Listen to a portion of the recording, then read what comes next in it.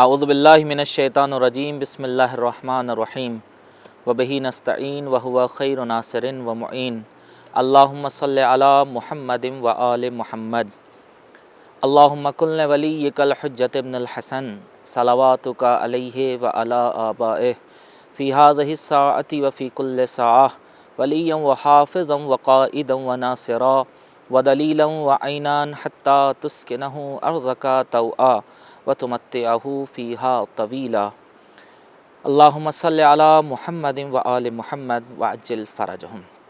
नाज़रीन, अस्सलामु अलैकुम व रहमतुल्लाहि व बरकातुहू। मैं हूँ सैयद आसिम अली बाकरी। आप देख रहे हैं मस्जिद जमकरान से प्रोग्राम शीयत की फ़िक्री बुनियादें।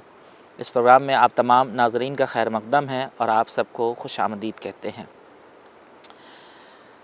ये जिस दौर में हम और आप ज़िंदगी गुजार रहे हैं, ये दौर तहक़ीक़, तफ़हुस और जुस्तजू का दौर है। आज के ज़माने में तहक़ीक़ की राहें सबके लिए हमवार हैं। जिसका जी चाहे वो तहक़ीक़ कर सकता है। और इस ज़माने में तहक़ीक़ और तफ़हुस का काम जितना आसान है, इतना दौर क़दीम में नहीं था। दौर क़दीम में अगर आप देखें तो जो कुतुबखाने हुआ करते थे, दुश्मन अपने तअस्सुब और इनाद और अदावत की वजह से कभी उलमा के किताब खाने को जला देता था, कभी किताबों को दरियाबोस कर देता था, कभी किताबों को तल्फ़ और ज़ाया कर देता था, ताकि ये इल्मी मीरास और इल्मी सरमाया शीयत के हाथ से चला जाए, जिसमें हक़्क़ानियत की बातें हैं, जिसमें हकीकत के रुमूज़ और हकीकत के असरार छुपे हुए हैं, जिससे लोग दूर रह सकें। लेकिन ये कुदरत का करम है कि हमारे उलमा को परवरदिगार आलम ने ये सलाहियत बख्शी कि उन्होंने जो किताबें पढ़ी थीं वो बऐनिही फिर से इमला की, फिर से लिखी गईं। कुछ किताबें तल्फ़ हुईं, कुछ मंज़र आम पर आ गईं, जो इल्मी मीरास आज भी हमारे हाथों में है। कहने का मतलब ये है कि दौर क़दीम में सख्त और दुश्वारियों का, सख्तियों का सामना करना पड़ता था तहक़ीक़ और तफ़हुस के लिए। लेकिन आज का जो दौर है, ये टेक्नोलॉजी का दौर है। आज के ज़माने में अगर आप लाइब्रेरीज़ और किताब खाने का ज़ौक़ रखते हैं, शौक़ रखते हैं, तो आप इस बात की गवाही देंगे कि आज की किताब खानों में हज़ारों सफ़ों पर मुश्तमिल किताबें भी मौजूद हैं, जो बड़ी ज़ख़ीम और आज के ज़माने में चंद सफ़ों पर मुश्तमिल किताबचे भी पाए जाते हैं। और अगर कोई इंसान लाइब्रेरीज़ और किताब खानों तक नहीं जा सकता, तो डिजिटल लाइब्रेरीज़ भी मौजूद हैं, जो फ़कत लेबोरेटरी में या लाइब्रेरीज़ में मौजूद नहीं, बल्कि हर इंसान उसे अपने मोबाइल में डिजिटल लाइब्रेरी खोल कर मुताला कर सकता है, तहक़ीक़ कर सकता है, ऑनलाइन सवालात पूछ सकता है और अपने आप को किसी एक नतीजे तक पहुंचा सकता है। तहक़ीक़ जब कोई भी मुहक़्क़िक़ करना चाहता है, तो तहक़ीक़ के लिए बुनियादी रुकन और उसकी बुनियाद ये है कि कोई भी मुहक़्क़िक़ गैर जानिबदार होकर अपनी तहक़ीक़ शुरू करे। क्योंकि अगर मुहक़्क़िक़ किसी नतीजे तक पहुंचना चाहता है और पहले से उसने अपनी ज़हनियत बना रखी है कि हम किस नज़रिए से इस किताब को देखेंगे, किस नज़रिए से तहक़ीक़ करेंगे, तो फिर उसकी तहक़ीक़ कारआमद नहीं हो सकती है, चाहे वो तहक़ीक़ की राह में कितना ही आगे क्यों ना बढ़ जाए। लेकिन हाँ, कुछ ऐसे लोग भी हैं जो गैर जानिबदाराना होकर तहक़ीक़ की राह में आगे बढ़ते हैं और उस मंजिल पर पहुँच जाते हैं कि हकीकत तक रसाई हो जाती है और फिर वो हक़ और हकीकत का एतराफ़ कर बैठते हैं। लिहाजा आज के ज़माने में जो तहक़ीक़ की राहें खुली हैं, इनसे इस्तिफ़ादा करना चाहिए।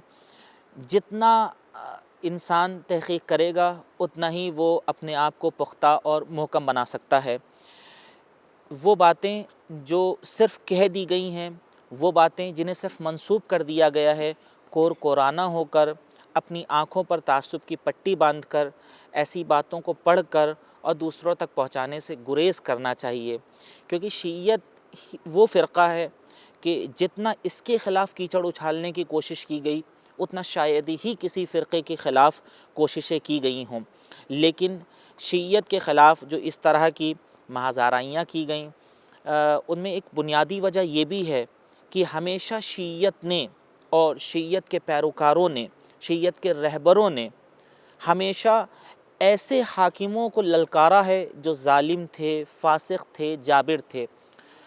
हमारे रहबरों ने और शीयत के पैरोकारों ने کبھی بھی اپنے مسلک سے سمجھوتا نہیں کیا، کبھی کمپرومائز نہیں کیا، اور کسی خود ساختہ مذہب کے پیچھے کبھی نہیں چلے، بلکہ وہ مذہب جس کا سرا جا کر عصمت سے ملتا ہے ہمیشہ اسے پہنچانے کی کوشش کی گئی۔ اور الحمدللہ آج بھی دیکھیں جو شیعت کے پیروکار ہیں انہوں نے سخت طوفانوں کا سامنا کیا ہے، مگر اس کی شناخت کو، اس کی شان کو، اس کی آن کو اور اس کی بان کو برقرار رکھا ہے۔ لیکن وہیں ہمیں ایسے بھی لوگ ملتے ہیں کہ بنی امیہ کے حکام نے جو اناد، دشمنی اور تعصب کا بیج بویا تھا، اس کی آبیاری بنی عباس کے حکام نے کی اور اسے تناور درخت بنا کے بعد کے خلافہ کے لیے پیش کیا۔ انہوں نے اس کے ثمر سے فائدہ اٹھایا، اور آج بھی ان کے پیروکار شیعت کے خلاف وہی زہر اگل رہے ہیں جو پہلے حکام اگل چکے ہیں۔ لیکن ہماری آپ سے یہ گزارش ہے خاص طور سے کہ اس تحقیق کی راہ میں آگے بڑھیں اور کوشش کریں کہ تحقیق کریں اور تحقیق اور جستجو کے ذریعے سے کسی نتیجے تک پہنچ سکیں۔ لہٰذا ہمارا یہ پروگرام کافی حد تک آپ کے لیے مفید ثابت ہو سکتا ہے۔ جو باتیں بتائی جا رہی ہیں آپ سب اسے اپنے شعور کی عدالت میں رکھ کر دیکھیں تو انشاءاللہ یہ باتیں جو اس پروگرام میں بتائی جا رہی ہیں آپ کے لیے ضرور کارآمد ہوں گی۔ آئیے گفتگو کا آغاز کرتے ہیں۔ ہم سب ایسی مسجد میں موجود ہیں جو مسجد منسوب ہے حضرت حجت ابن الحسن العسکری علیہ الصلاۃ والسلام سے، لہٰذا آپ سب کی طرف سے امام کی بارگاہ میں سلام عقیدت اور سلام مودت و محبت پیش کرتے ہیں اور آپ کو روبرو کراتے ہیں اپنے مہمان شخصیت سے۔ ہمارے ساتھ موجود ہیں حوزہ علمیہ قم کے برجستہ استاد، بہترین خطیب، مفکر، مدبر، حجت الاسلام والمسلمین علی جناب مولانا سید نجیب الحسن زیدی صاحب قبلہ۔ حضور سلام علیکم ورحمۃ اللہ وبرکاتہ۔ وعلیکم السلام ورحمۃ اللہ وبرکاتہ۔ مولانا صاحب ہم آپ کے شکر گزار ہیں، استقبال آپ کا ان الفاظ سے کرتے ہیں کہ ہم آپ کو دعوت دے رہے ہیں، آپ مستقل ہمارے ساتھ بنے ہوئے ہیں۔ ایک اہم موضوع ہے، سنگین موضوع ہے، جسے آپ اپنے لفظوں کی آسانیوں سے اور چاشنی سے ہمارے ناظرین تک پہنچانا چاہ رہے ہیں۔ اور ہم ابتدائی کلام میں بس 2 جملوں میں آپ سے سننا چاہیں گے، آپ اس موضوع کو لے کر ناظرین سے کیا التجا کرنا چاہیں گے کہ وہ کس طرح سے اسے سنیں اور کس طرح سے پھر اپنی زندگی میں اسے ڈھالیں؟ بسم اللہ الرحمن الرحیم۔ دیکھیں، ہم جس دین سے وابستہ ہیں، جس مذہب سے وابستہ ہیں، وہ مذہب تعقل ہے، تدبر ہے، تفکر ہے۔ قرآن ہماری کتاب ہے، تو قرآن نے بارہا مقامات ایسے آئیں گے، اور اگر آپ قرآن کا مطالعہ کریں تو روح قرآن ہم سے یہ کہہ رہی ہے کہ غور کرو، تفکر کرو، تدبر کرو۔ افلا یتدبرون القرآن ام علی قلوب اقفالها، کہ اگر کوئی تفکر نہیں کرتا، کوئی غور و خوض نہیں کرتا، کوئی اپنی عقل کا استعمال اگر نہیں کر رہا ہے، اس کا مطلب یہ ہے کہ انداز یہ ہے قرآن کا، ام علی قلوب اقفالها، یعنی کیا ان کے دلوں پر تالے پڑ گئے ہیں؟ اللہ اکبر۔ یعنی وہ افراد کہ جن کے دلوں پر تالے پڑے ہیں وہی ایسا کرتے ہیں کہ وہ سوچتے نہیں ہیں، وہ کبھی فکر نہیں کرتے، وہ غور نہیں کرتے۔ آپ ہماری جو روایات کی معتبر کتابوں میں سے ایک کتاب ہے، کتب اربعہ میں سے کافی، آپ اس کو دیکھیں، آغاز کہاں سے ہوتا ہے؟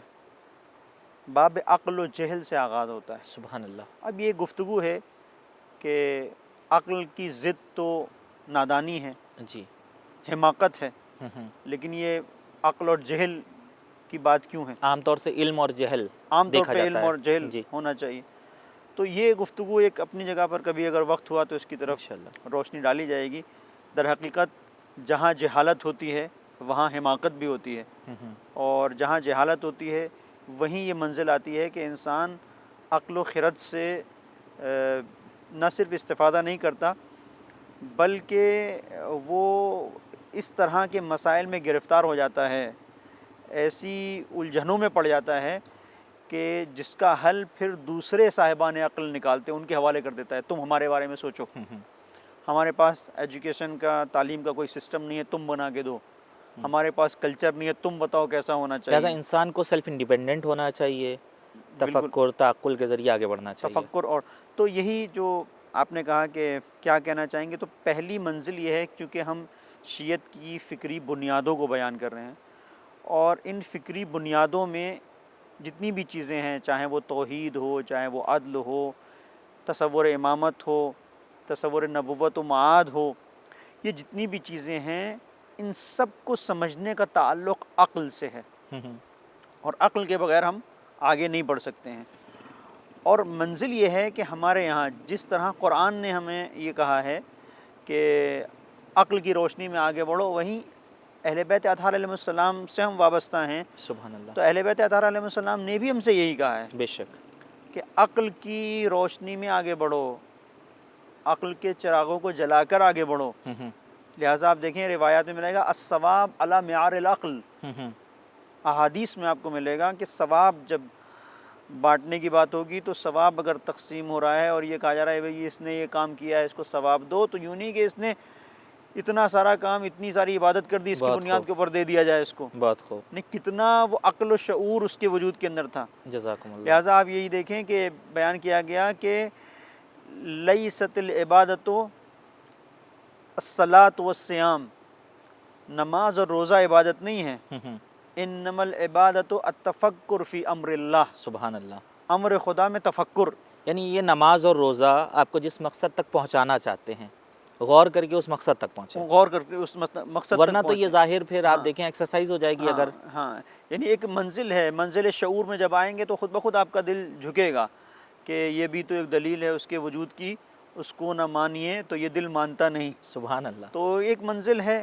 بہرحال تو جو آپ نے سوال کیا کہ کیا کہنا چاہیں گے اس سلسلے سے، بنیادی طور پر جیسا کہ آپ نے بھی گزارش کی اور میں بھی اسی بات کی تاکید کروں گا کہ ضروری ہے کہ اپنے مذہب کو پہچانیں اور عقل کی روشنی میں پرکھیں سبحان کہ اللہ، عقل پروردگار نے ہمارے یہاں روایت میں کہ حجت باطنی ہے، اللہ اکبر، عقل ہمارے پاس اس چیز کے یعنی بڑے روایات کے ذخیرے میں بہت توجہ کی گئی ہے کہ حجت ظاہری اگر نبی اور امام ہے تو پروردگار نے حجت باطنی قرار دیا ہے سبحان عقل اللہ، کو، اور پھر مختلف ایسے آپ کو، بہرحال یہ چونکہ موضوع گفتگو یہ نہیں ہے، لہٰذا عقل کی جب گفتگو ہوگی تو ہم اس پہ انشاءاللہ، عرض کریں گے، لیکن صرف اہمیت کے پیش نظر میں نے دو چار چیزوں کو آپ کی خدمت میں بیان کیا۔ ایک بات کی طرف اگر آپ توجہ رکھیں کہ جو ہمیں طول تاریخ میں خراج دینا پڑا ہے وہ اپنے خرد کا، اپنے شعور کا، اپنے تفکر کا خراج دینا پڑا ہے۔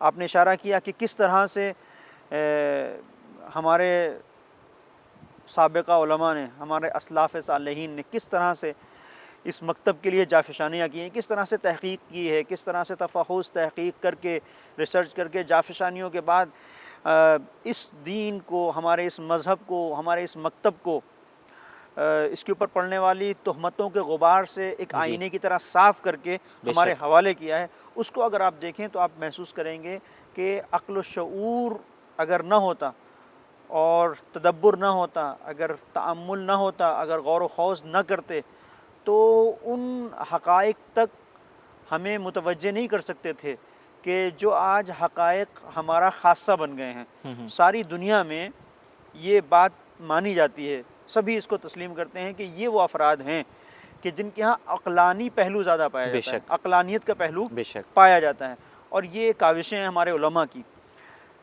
ایک یہ رخ ہے اور یہ بڑا عجیب رخ ہے شیعت کے ساتھ، شیعت کا امتیاز بھی ہے اور شیعت کی یہ مظلومیت بھی ہے کہ ہم کبھی روایات کے، کہنہ روایات کے، کبھی اساطیری داستانوں کے، ہم کبھی افسانوں کے اسیر نہیں ہوئے، بلکہ ہم نے ہمیشہ حقیقت کو تلاش کیا ہے۔ اسی لیے کہتے ہیں ہمارے ہاں اصول میں کہ روایت سے پہلے درایت بھی ایک چیز ہے۔ درایت، جی بالکل، ہمارے ہاں یہ بنیادی چیز ہے۔ تو ہم بھی جب یہ ہماری گفتگو چل رہی ہے شیعت کی فکری بنیادیں، تو ناظرین سے جو ہماری التجا ہے اور جو ہماری ایک التماس ہے ان کی خدمت میں، وہ یہی ہے کہ عقل اور فکر اور تدبر کے ساتھ آگے بڑھیں، اور قطعاً تعصب بالکل یعنی کسی بھی اعتبار سے ہمارے یہاں مکتب میں ہمارے کوئی ایسی چیز نہیں ہے کہ جہاں پر تعصب ہاں دین کے حوالے سے انسان کے وجود کے اندر تولا اور تبرہ ہونا چاہیے، بہت وہ ہے۔ خوب، جزاکم اللہ خیرہ۔ تو ناظرین آپ دیکھیں جس عقل اور شعور کی بات ہم آپ سے کر رہے تھے ابتدائے کلام میں، اس عقل اور شعور کی کتنی اہمیت خود قرآن نے بارہا ذکر کیا ہے، آپ پڑھتے رہتے ہیں، احادیث محمد و آل محمد علیہ الصلاۃ والسلام آپ کے زیر نظر رہتی ہیں، یا آپ علماء مقررین اپنے بزرگوں سے سنتے رہتے ہیں کہ جو کچھ بھی ثواب ہے، عبادتیں ہیں، ان سب کا دار و مدار ہماری عقل کے اوپر منحصر ہے۔ عقل ہے تو ہم سے نماز، روزہ، حج، زکوٰۃ، ان ساری عبادات اور معاملات کے بارے میں پوچھا جائے گا۔ اگر عقل نہیں ہے تو ظاہر مجنون سے خدا مواخذہ نہیں کرنے والا ہے، جیسا کہ نبی اکرم فرماتے ہیں رفع عن امتی تسع، ہماری امت میں 9 طرح کے افراد ایسے ہیں جو مرفوع القلم ہیں، یعنی جن کے اوپر تکلیف شرعی نہیں عائد ہوتی، ان میں سے ایک مجنون بھی ہے جس کی عقل ساتھ نہیں دیتی ہے، جس کی عقل ڈس بیلنس ہوتی ہے۔ لیکن اس عقل کی، شعور کی ساری حدیں، ساری سرحدیں اگر کہیں دم توڑتی ہیں تو وہ در محمد و آل محمد علیہ الصلاۃ والسلام پر آ کے توڑتی ہیں، اس لیے کہ آپ دیکھیں ان کے در کا جو بظاہر لوگوں کی نظروں میں دیوانہ بھی ہوتا ہے، اسے اس وقت کا بولولدانہ کہا جاتا ہے جس کا مقابلہ دنیا کے اس وقت کا کوئی بھی دانشور نہیں کر پاتا ہے۔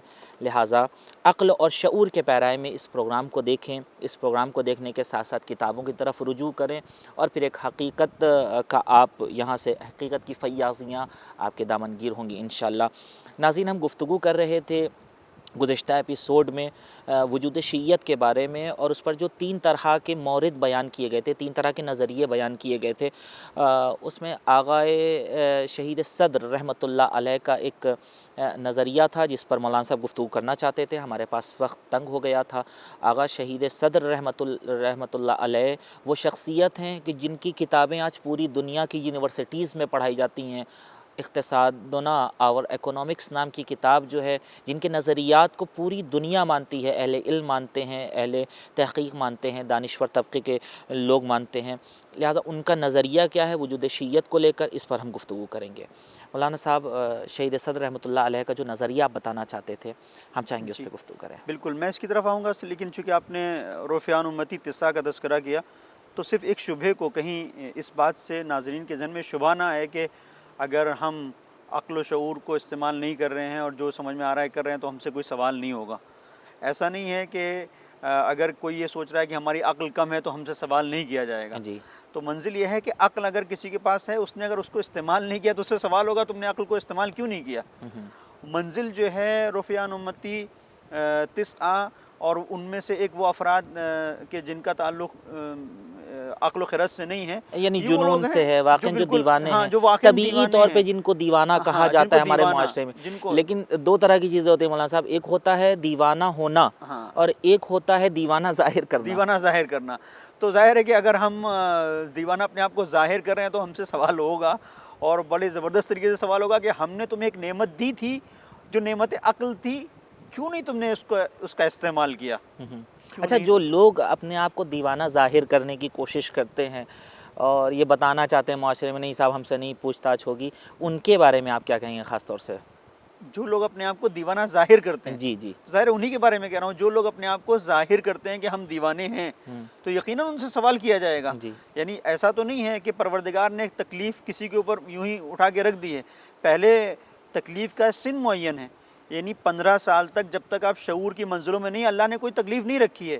خواتین کے لیے 9 سال، کیونکہ وہ جلدی ان کے اندر یہ شعور کی منزلوں میں جلدی قدم رکھتی ہیں۔ جی، تو بہرحال اتنا اہتمام جو پروردگار نے کیا، ہم نے تمہیں گویا جو تمہارا وہ دور ہے جو لاشعوری کا دور ہے، ہم نے 15 سال تک تمہیں یہ مہلت دی کہ تم جو جس طرح سے چاہو زندگی گزار لو۔ تربیت کے اصول ایک الگ جگہ پر ہیں کہ جہاں پر اس میں بھی توجہ اس بات پہ دین نے دی ہے کہ مراحل رکھے ہیں کہ بچہ کس کس سن میں کس طرح سے رہے۔ 7 سال تک ہاں، کب تک ہم انہیں کھیل کود کے سکھا سکتے ہیں، کب ہم انہیں تنبیہ کر کے مار بھی سکتے ہیں، یہ سارے تو مرحلے۔ وہ روایات میں بہرحال وہ اس کی طرف نہیں کہ ابتدا میں بچہ جو ہے وہ حاکم ہوتا ہے، پھر دوست پھر جو ہے وہ آپ اس کے ساتھ میں اس طرح سے برتاؤ کریں کہ گویا آپ اس کے اوپر حاکم ہیں، اور تیسری منزل یہ ہوتی ہے کہ وہ آپ کا مشیر بن جاتا ہے، اور یہ وہ سب منزل ہوتی ہے کہ جب وہ مرحلہ بلوغ کے نزدیک یا اس کے بعد کے جو مراحل ہیں۔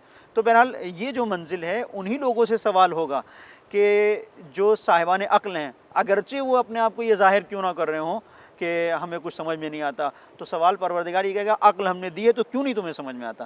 اچھا، آپ کی بات سے مولانا صاحب ہم اپنے موضوع سے مرتبط کر کے اسے کہنا چاہتے ہیں، واقعاً خدا نے عقل و شعور سب کو دیا ہے اور سب تحقیق کی راہ میں آگے بڑھ رہے ہیں۔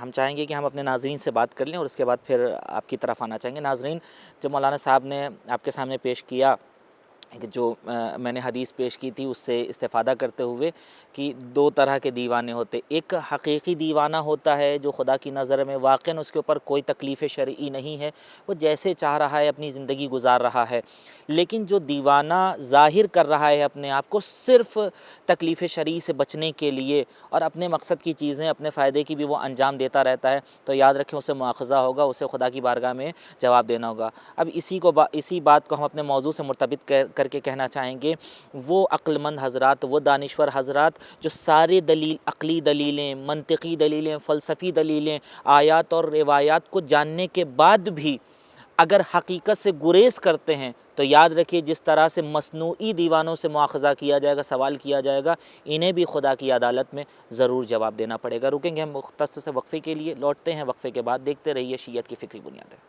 اللہم صل علی محمد و آل محمد، اللہم صل علی محمد و آل محمد۔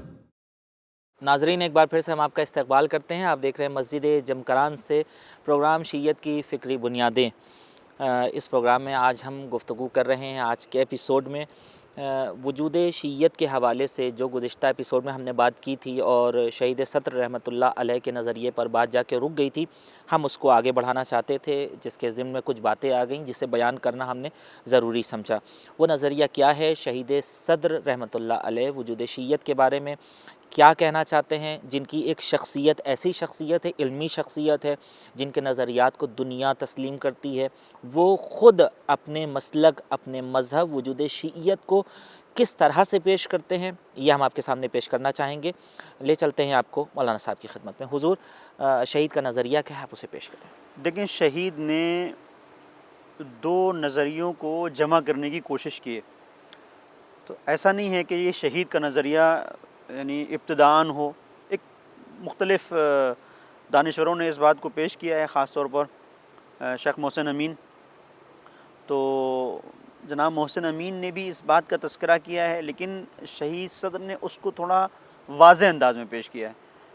تو جیسے محسن امین نے اس بات کو، خاص طور پر علامہ محسن امین نے اس بات کا تذکرہ کیا کہ شیعت کے وجود کو اگر آپ تلاش کریں گے تو یہ تو ملتا ہے کہ بہت سارے ایسے افراد تھے کہ جو امام علی علیہ السلام سے ویسی ہی محبت کرتے تھے کہ جس کا مطالبہ حضور سرور کائنات صلی اللہ علیہ وآلہ وسلم نے کیا تھا، اور آپ کو اپنا قائد اور رہبر مانتے تھے اور جانشین پیغمبر کے عنوان سے آپ کو قبول کرتے تھے۔ لیکن یہ ایک عقیدے کی حد تک تھا، اس کا ظہور کب ہوا تو آپ نے اس کو تفصیل سے محسن امین صاحب نے اس بات کو بیان کیا کہ جب سعد بن عبادہ کی طرف انصار گئے ثقیفہ میں، اور اس کے بعد مہاجرین نے جو گفتگو کی اس سے یہ پتہ چلا کہ ان کا جھکاؤ خلیفہ اول کی جانب ہے، تو مہاجرین اور انصار دونوں ہی میں سے کچھ ایسے افراد تھے جن کے پیش نظر احادیث پیغمبر تھی، جو علی بن ابی طالب علیہ السلام کو جانشین برحق سمجھتے تھے۔ وہاں پر انہوں نے کہا کہ نہیں، ہم جو ہے اس کے قائل نہیں ہیں، ہم اس کو تسلیم نہیں کرتے جی۔ تو اس طرح سے جو عقیدہ، جو فکر پائی جا رہی تھی، اس کا اظہار جو ہے وہ ثقیفہ میں ہوا۔ اب شہید صدر نے اس کو تھوڑا سا اپنے عالمانہ انداز میں، چونکہ آپ ظاہر ہے کہ آپ جو اگر حوزے میں ہیں تو آپ نے دیکھا ہوگا کہ ان کی اصول میں جو حلقات جو کتاب پڑھائی جاتی ہے تو کتنا اس کے اندر 3 مرحلوں میں جو ایک کتاب لکھی ہے، جی، وہ جو بہرحال حلقہ اولا، حلقہ ثانیہ، حلقہ ثالثہ، تو یہ جو ان کی کتاب ہے اصول میں، اس میں بھی آپ دیکھیں کہ کتنا ایک رنگ عقلانیت کا غالب ہے، اور بڑے اصطلاحوں کو بڑے دلچسپ اور حسین انداز میں پیش کرتے ہیں، اور پیچیدہ مسائل کی بڑی خوبصورتی کے ساتھ حلاجی کرتے ہیں اور جدا جدا کر دیتے ہیں، الگ الگ کر دیتے ہیں کہ مسئلہ واضح ہو جائے۔ اب آپ دیکھیے کہ مفاہیم جو ہے کبھی کبھی ایک دوسرے سے اتنے جڑے ہوتے ہیں کہ ذہن میں ایک گڑمڑ ہو جاتے ہیں. شہید صدر کا کمال یہ ہے کہ اس کو سب کو الگ الگ کر کے کھول دیتے یعنی ہیں, واضح کرتے ہیں کر دیتے بالکل. ہیں. اب شہید نے اسی بات کو, جس کے بعض علماء قائل ہیں, بعض دانشوروں نے جو بات کہی ہے, اسی کو عالمانہ انداز میں اس طرح سے کہا ہے, جس کا ہم نے اپنے پچھلے پروگرام میں ایک تذکرہ بھی کیا تھا, کہ ایک ہے تشیع اور ایک ہے مکتب شیعہ. جی. وہ فرماتے ہیں کہ تشیع کا مطلب یہ ہے عقیدہ اور تفکر, فکر. شیعہ کا مطلب ایک فرقہ. جی. وہ کہتے ہیں کہ تشیع تو پائی جاتی تھی زمانے پیغمبر میں, نظریہ تو پایا جاتا تھا, لیکن اس نظریے کو عملی نہیں کیا گیا تھا. اس نظریے پر چلنے والے لوگ ایک فرقے کی صورت میں نہیں تھے. اور الظاہر یہ بات صحیح معلوم پڑتی ہے جو آپ جس چیز کو بیان کر رہے ہیں, جی. کہ اس کا اظہار کب ہوتا ہے؟ اظہار تب ہوتا ہے جب پیغمبر اسلام صلی اللہ علیہ وسلم کی وفات ہوتی ہے, آپ کی آنکھ بند ہوتی ہے. اب کچھ لوگ جانشین پیغمبر کچھ دوسرے لوگوں کو مان رہے ہیں, اور کچھ لوگ آتے ہیں جسے پیغمبر نے بیان کیا تھا, جس کے پیچھے وہ چل رہے تھے, جس کی مشایعت میں وہ تھے, جس کی پیروی میں وہ تھے, جس کی نصرت کا انہوں نے وعدہ کیا تھا, جس کے سلسلے سے ایک ہم آہنگ تصور, جو ہم نے عرض کیا تھا کہ ایک یکسانیت, ایک انسجام شیعت کا ایک حصہ ہے, جن کے اندر یہ ساری چیزیں پائی جا رہی تھیں, جس کو لے کر, جس شخصیت کو لے کر, وہ ذات علی ابن ابی طالب علیہ السلام کی. اور اس کا اظہار اس فرقے کا باقاعدہ یہ خلافت کے معاملے میں ہوتا ہے, جب سقیفہ کا مسئلہ آتا ہے. لیکن یہاں پر تمام تر شہید کی بزرگی اور ان کی تمام تر خدمات کے باوجود ہم جیسے طالب علموں کے ذہن میں ایک سوال آتا ہے, اور وہ سوال یہ ہے کہ ٹھیک ہے کہ ایک طرح سے یہ کہا جا سکتا ہے, ایک انداز سے کہا جا سکتا ہے کہ ٹھیک ہے, ایک تفکر, ایک عقیدہ پایا جاتا تھا, اور اس کا اظہار جو ہے وہ اس وقت ہوا کہ جب خلافت کی بات ہوئی. تو اس طرح سے ایک منزل پر ہم قبول کر سکتے ہیں. لیکن اگر ہم غور کریں تو ہم یہ پائیں گے کہ باقاعدہ اس دور میں ایک گروہ تھا جسے کہا ہی جاتا تھا کہ شیعہ علی ہیں. جیسا کہ آپ نے گزشتہ پروگرام میں ذکر بھی کیا تھا, جیسے سلمان فارسی تھے, جیسے جناب ابو ذر تھے, جناب ابو ذر ہیں, میثم تمار ہیں, حضرت مقداد ہیں, کہ جو نبی اکرم کے صحابی بھی ہیں, اور نبی جو حدیثیں بیان کرتے ہیں حضرت علی علیہ السلام کے سلسلے میں, اس پر عمل کرتے ہوئے مولا علی سے محبت مودت کا اظہار کرتے ہیں اور ان کی پیروی کرتے ہیں. تو ظاہر ہے یہ فرقہ تو اس وقت وجود میں ہو چکا تھا. بالکل. یعنی اب بہرحال شہید صدر کی بات جو ہم نے بتا کہ کتابوں کے ذریعے سے, اب وہ کیا کہنا ہو سکتا ہے کہ وہ ایک منزل پر جا کر اس کی وضاحت کرتے, یا ہم ان کی پوری بات کو نہیں سمجھ سکے, یعنی ان کی قداست علمی کے سامنے تو ہم جرأت نہیں کر سکتے ہیں. لیکن یہ چیز ایک ابتداءً جو ہے وہ ہم تسلیم کر سکتے ہیں کہ بادی النظر میں ایسا ہے. لیکن اگر گہرائی میں جائیں گے تو خود بڑی بڑی شخصیتیں جو اہل سنت سے متعلق ہیں, مثلا استاد کرد علی. اب یہ جو جناب کرد علی ہیں, ان کے سلسلے سے آپ اگر تلاش کریں تو خطۃ الشام ان کی عظیم ترین کتاب ہے. 30 برس کی محنت کے بعد انہوں نے تاریخ التمدن اور فرہنگ شام کے اوپر انہوں نے کتاب لکھی ہے. اور ایک زمانے میں سیریا میں معارف کے جو شعبہ ہے یونیورسٹی کا, اس کے یہ ذمہ دار بھی رہے ہیں, اور وزارت ایک کا قلمدان بھی رہا ہے, یعنی معارف سے متعلق جو وزارت ہوتی ہے اس کا. وہ اس بات کو بیان کرتے ہیں, میں ان کی بات کو پیش کرنا چاہوں گا. وہ یہ کہتے ہیں کہ ایک ایسا گروہ تھا اپنی بات کی تائید میں, جو ہم نے یہ کہا کہ کچھ ایسے افراد تھے کہ جو علی ابن ابی طالب علیہ السلام کو اپنا پیغمبر اسلام صلی اللہ علیہ وسلم کے بعد اپنا جانشین سمجھتے تھے, اور پیغمبر کے بعد دوسری شخصیت کے اعتبار سے علی ابن ابی طالب علیہ السلام کو دیکھتے تھے. ان کے شیعہ تھے اور جانشین کی حیثیت سے ان کو دیکھتے تھے. اب آپ دیکھیں کہ یہ کرد علی صاحب کیا کہتے ہیں.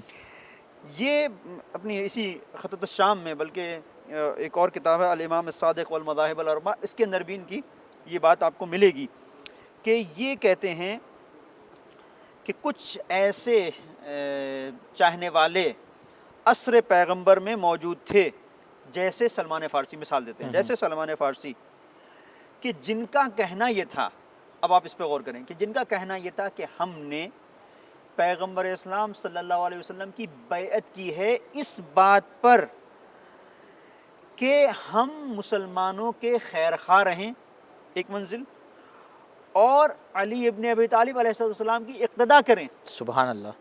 یعنی منزل یہ نہیں ہے کہ کچھ جی. لوگ ایسے تھے تو صرف چاہتے تھے جہاں علی جاتے تھے وہاں ہوتے تھے، جی علی کو اپنا رہبر مانتے تھے، پیشوا مانتے تھے، قائد مانتے تھے، مقتدا مانتے تھے، اور صرف علی کی بات سنتے تھے. صرف یہ بات نہیں ہے، بلکہ وہ آگے بڑھ کے کہتے ہیں کہ ہم نے پیغمبر سے جو بیعت کی ہے اس بیعت میں جو رکن بیعت ہے وہ یہ تھا کہ ہم مسلمانوں کے خیر خواہ رہیں گے بعنوان اسلام. جب ہم نے سر کو جھکا دیا جی. تو اسلام کا ہم سے مطالبہ یہ ہے کہ تم مسلمانوں کے حقوق کا خیال رکھو. بے شک.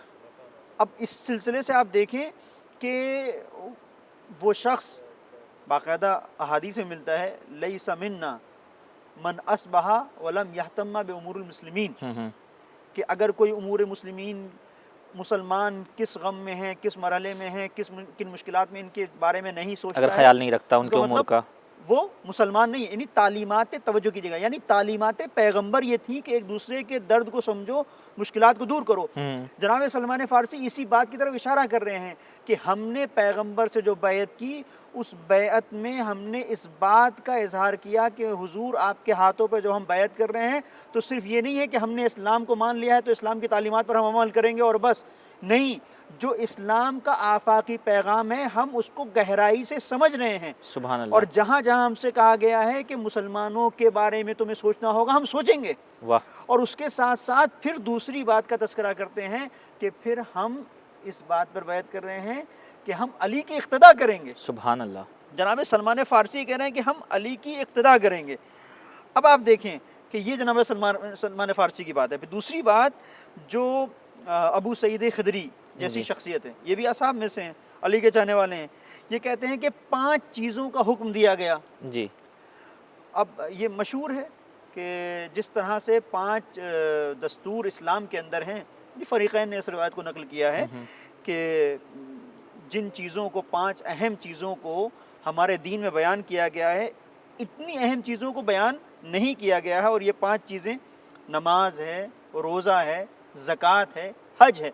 اس کے بعد اس 5ویں چیز کو کہتے ہیں کہ ولایت. سبحان اللہ. مانودیہ. اور اس کے بعد ولایت کے علاوہ کمانودیہ بالولایہ، کسی اور چیز کے بارے میں اتنی گہرائی سے، اتنی زیادہ توجہ کے ساتھ متوجہ نہیں کیا گیا ہے. جو لب و لہجہ اور جو لہن، جو انداز ولایت کی طرف متوجہ کرنے کا ہے وہ اور چیزوں کی طرف پکارنے کا نہیں ہے. یعنی ان 5 چیزوں میں جس طرح سے ولایت پر اہمیت دی گئی ہے اتنی زیادہ دیگر پہ نہیں. اب وہ یہ کہتے ہیں کہ اور یہ اس میں ابو سعید خدری نے جس چیز کو بیان کیا ہے وہ یہ ہے کہ وہ ولایت کون سی ہے؟ ولایت علی ابن ابی طالب علیہ السلام. یہ ابو سعید خدری ہو گئے. اب آپ آئیے ابو ذر غفاری، عمار یاسر، حذیفہ بن یمان، حذیفہ بن ثابت، ابو ایوب انصاری، خالد بن سعید، قیس بن سعد بن عبادہ. یہ تمام وہ شخصیتیں ہیں جو علی ابن ابی طالب علیہ السلام کو اس اعتبار سے دیکھ رہی تھیں کہ برحق جانشین پیغمبر اگر کوئی ہے تو وہ ذات علی ہے. سبحان اللہ. تو وہ عصر پیغمبر میں ہی اس مسئلے کو حل کر چکی تھیں کہ جانشین پیغمبر یہ ذات ہے. عصر پیغمبر میں ہی وہ اس انداز سے پیش آ رہی تھیں کہ اگر ہمارے بعد پیغمبر کے بعد کوئی دوسری شخصیت ہے، اگر ہمارے پاس پیغمبر کے بعد کوئی دوسری شخصیت ہے کہ جسے ہم یہ کہہ سکیں کہ یہ اسلام کی دوسری شخصیت ہے تو یہ ذات علی ابن ابی طالب علیہ السلام ہے. تو بہرحال شہید نے جو بات کہی وہ ایک بادی النظر میں آپ کہہ سکتے ہیں کہ تشیع تفکر تھا. ہاں ٹھیک ہے، اور اس تفکر کا اظہار وہاں پر ہو سکتا ہے ایک مرحلے میں، لیکن اگر آپ غور کریں گے تو آپ یہ پائیں گے کہ ایسا نہیں ہے. جی. بلکہ باقاعدہ وہاں پر لوگ ایسے پائے جاتے تھے، ایسے افراد موجود تھے کہ جو شیعہ علی کی عنوان سے پہچانے جاتے تھے. جی ہاں. اب آپ دیکھیں کہ صرف یہ بات نہیں کہ کرد علی صاحب نے اس بات کو لکھا ہے یا یہ بات مشہور ہے، اور بھی ایسے دانشور ہیں، ایسے اسکالرز ہیں جنہوں نے اس بات کو بیان کیا. مثلا ابو حاتم رازی، انہوں نے اپنی کتاب میں اس بات کو بیان کیا ہے کہ عصر پیغمبر میں کچھ لوگوں کو شیعہ علی کے عنوان سے پہچانا جاتا تھا. عصر پیغمبر میں انہوں نے بیان کیا ہے کہ 4 لوگ ایسے تھے جنہیں لقب ہی دے دیا گیا تھا کہ شیعہ پیغمبر ہیں. وہ کون کون؟ 4 لوگ ایسے تھے. تو انہوں نے بیان کیا سلمان فارسی، ابو ذر غفاری، جناب مقداد، عمار یاسر. سبحان اللہ. یہ 4 لوگ وہ تھے کہ جنہیں کہا جاتا تھا یہ شیعہ ہیں یہ پہلے سے. تو جب شیعت کا آپ کہتے ہیں کہ ظہور اور اس کا بروز، اس کا اظہار خلافت کے مسئلے میں ہوا، تو یہ 4 لوگ کیسے شیعہ پہچانے جاتے تھے؟ واہ. خود بخود یہ سوال قائم ہوتا ہے. پھر آپ دیکھیں خود نوبختی نے فرق میں اس بات کو بیان کیا ہے کہ سلمان فارسی، ابو ذر غفاری، مقداد، عمار بن یاسر، یہ تمام وہ افراد تھے کہ جو پہلے ابتدائی ترین ان افراد میں تھے جنہیں شیعہ کہا جاتا تھا. تو یہ ایک گفتگو ہے. اب جو دلچسپ مسئلہ ہے جسے شہید صدر نے بہت خوبصورتی کے ساتھ یہاں پہ بیان کیا ہے، اور ہمارا لاکھوں سلام ہو اس شخصیت پر، اور یقیناً ہم یہ گزارش کریں گے کہ اس پروگرام کو جو ہمارے ناظرین دیکھ رہے ہیں، دیکھتے دیکھتے اس شہید کے لیے اگر پڑھ سکیں تو سورہ فاتحہ، نہیں تو بہرحال ایک صلوات تو بھیج ہی دیں کہ اللہم صلی علی محمد وعلی محمد. خدا ان کی روح کو شاد و آباد کرے، غریق رحمت کرے، اور انہیں نبی اکرم اور ان کی آل پاک کے ساتھ محشور کرے. تو اب یہ بات کہی میں بہت مختصر انداز میں اس کو پیش کر دوں. بڑی پیاری بات مجھے اس اعتبار سے لگی. کہتے ہیں شہید صدر کہ پیغمبر اسلام یہ جو کیوں ایسا ہوا کہ ایک فرقہ شیعت میں ڈھل گیا جی، اور ایک جو ہے ان کو کہا گیا کہ اہل تسنن ہے. تو تمام تر تعصب اور ان تمام چیزوں سے ماورا ہے شہید صدر کی شخصیت، ایک گہری نظر رکھتے ہیں. تو کہتے ہیں کہ اصل میں اگر آپ دیکھیں تو آپ کو نظر آئے گا کہ پیغمبر کے اصحاب میں 2 طرح کے لوگ تھے. توجہ کیجیے گا اس بات کی طرف. پیغمبر کے اصحاب میں 2 طرح کے لوگ تھے. کچھ اصحاب وہ تھے کہ جن کے اندر پیغمبر کی ذات کو لے کے خشوع پایا جاتا تھا، واہ، تواضع پائی جاتی تھی. پیغمبر جو بھی کہتے تھے آمنا سلمنا فوراً قبول کر لیتے تھے. پیغمبر نے کہا فلاں جگہ چلے جاؤ، چلے گئے. پیغمبر نے کہا وہاں مت جاؤ، نہیں گئے. پیغمبر نے کہا جنگ ہوگی، جنگ ہوگی. پیغمبر نے کہا نہیں صلح ہوگی، صلح ہوگی. یہ نہیں کہتے تھے کہ حضور آپ یہ صلح کیوں کر رہے ہیں، بغیر چوں چرا کے. بغیر چوں چرا، تسلیم تھے. تو اب شہید صدر حلاجی کرتے ہیں. اگر کوئی باہر سے اگر دیکھ رہا ہو مثلا فرق اسلامی کو، ایک غیر مسلم، اور وہ سوال کرے کہ بھی کیوں ایسا ہو گیا، جی، تو نفسیات کو بیان کر رہے ہیں شہید صدر. کیوں ایسا ہوا؟ 2 طرح کے اصحاب تھے. ایک وہ تھے جو پیغمبر کے سامنے خاضع تھے، خاشع تھے، پیغمبر کی بات کو تسلیم کرتے. جی. کچھ وہ تھے جب پیغمبر کچھ کہتے تھے تو ان کے وجود کے اندر تواضع نہیں پائی جاتی تھی، بلکہ وہ چوں چرا کرتے تھے. ایسا مانتے تھے پیغمبر کو، چوں چرا حضور یہ کیوں ہو گیا، ایسا کیوں ہو گیا، ایسا کر لیجئے، ہماری رائے یہ ہے، مشورہ پیغمبر کو دیتے تھے. کچھ ایسے. اب تاریخ میں آپ تلاش کریں، چونکہ ہمارا پروگرام ایسا نہیں ہے، مانے ہے شہید صدر نے تو نام لیا ہے باقاعدہ کہ ان افراد میں کہ جو پیغمبر کی بات کو سننے میں تھوڑا تعامل کرتے تھے اور جلدی نہیں مانتے تھے اور کچھ بات رکھتے تھے، اپنی بات پیش کرتے تھے، ان میں کون تھا؟ شہید صدر نے اس کو بیان کیا، میں بیان نہیں کر رہا ہوں، آپ خود تلاش کیجئے. تو ایک وہ شخص تھا کہ جس کا خاص طور پر یہ طریقہ رہتا تھا، وہ اس شخص کو آپ تاریخ میں ڈھونڈ سکتے ہیں کہ جب بھی پیغمبر کچھ کہتے تھے اس کو انقل رہتا تھا، یقین رہتا تھا کہ یہاں پر ایسا کیوں ایسا کیوں. تو 2 طرح کے جب افراد تھے تو اب ہوا یہ کہ جب پیغمبر نے علی ابن ابی طالب علیہ السلام کے بارے میں مختلف کنائے اشاروں کے ذریعے سے کچھ باتوں کو بیان کیا، کچھ صراحت کے ذریعے سے، نصوص کے ذریعے سے کہ میرے بعد میرا جانشین یہ ذات علی ہوگی، تو جو لوگ خاضع تھے انہوں نے فوراً قبول کر لیا. جی، جنہوں نے فوراً قبول کر لیا وہ ہو گئے شیعہ. واہ. اور جن کو تھوڑا تعامل تھا جی، انہوں نے اس میں بھی تعامل کیا کہ غدیر میں جو من قلت مولا فہذا علی مولا کہا گیا ہے، جی، تو اس کے مطلب کیا ہے، اس کا مفہوم کیا ہے، پیغمبر نے اگر حضرت منزلت کیا بیان معنی کی ہے تو اور اس کے کس کیا، معنی میں استعمال تو کیا. انہوں نے اس میں تو انہوں نے سوچا کہ نہیں، پیغمبر نے اپنے بعد اپنے جانشین کو معین نہیں کہ ہمیں خود کرنا ہے. جی ہاں. تو جو پیغمبر کی باتوں پر سوالات اٹھاتے تھے انہوں نے سوالات اٹھائے اور وہ سوالات ان کو سقیفہ تک لے کے گئے. اللہ اکبر. تو جب سقیفہ تک لے کے گئے تو ایک نیا رخ آیا اسلام میں.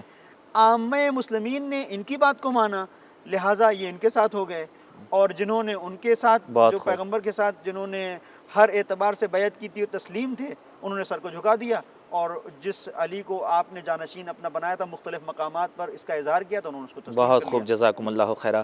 تو ناظرین، شہید صدر رحمۃ اللہ علیہ کا جو نظریہ تھا وجود تشیع کے بارے میں مولانا صاحب نے بتایا، اسے یقیناً ایک ابتدائی مرحلے پر مان سکتے ہیں کہ شیعیت نظریات کے اعتبار سے، اپنے عقائد کے اعتبار سے عصر پیغمبر میں بھی تھی، لیکن نبی اکرم کی رحلت کے بعد جب مسئلہ سقیفہ بنی ساعدہ میں گیا اور لوگ جانشین پیغمبر کو منتخب کرنے لگے تو وہاں سے ایک باقاعدہ طور پر ایک فرقہ شیعیت کا وجود میں آیا، جبکہ مولانا صاحب نے اس حقیقت کی طرف بھی روشنی ڈالی جو احادیث سے ہم تک پہنچی ہے کہ خود عصر پیغمبر میں جب نبی اکرم مولا علی علیہ الصلوۃ والسلام کی افضلیت کو بتاتے ہوئے، ان کی مدح کرتے ہوئے، ان کی محبت اور ان کی معیت میں جنت اور حوض کوثر پر پہنچنے کی جو باتیں کہا کرتے تھے، ان باتوں کو بغیر چوں چرا کے تسلیم کر کے کچھ خاص نبی اکرم کے چاہنے والے اور ان کے صحابی مولا علی علیہ الصلوۃ والسلام کی اقتداء کرتے تھے، ان کی پیروی کرتے تھے، جیسا کہ جناب قرۃ علی نے بھی اپنی کتاب میں لکھا، مولانا صاحب نے اس کا بھی حوالہ دیا۔